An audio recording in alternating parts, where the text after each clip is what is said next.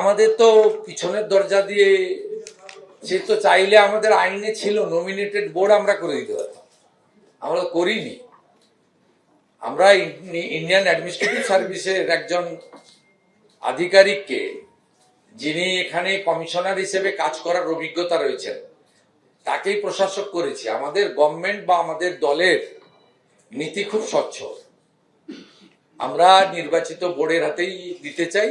এবং আমরা, আপনি লক্ষ্য করবেন, আমাদের ইউডিএমএ ডিপার্টমেন্ট থেকে মাননীয় মন্ত্রীর নির্দেশে আমাদের প্রধান সচিব তিনি যে অর্ডার ইস্যু করেছিলেন, তাতে যারা এখানে মেজরিটি ছিলেন উইদিন টাইম, তাদেরকে স্কোপ দেওয়া হয়েছে 72 ঘন্টার মধ্যে মেয়র সিলেকশন করতে। কারণ এই অচলাবস্থা থাকতে পারে না। তারা যদি একমত না হতে পারে, তাদের লোকরা যদি সবাই মেয়র হতে চায়, সে তো তার জন্য তো সরকার বা আমরা দায়ী হতে পারি না।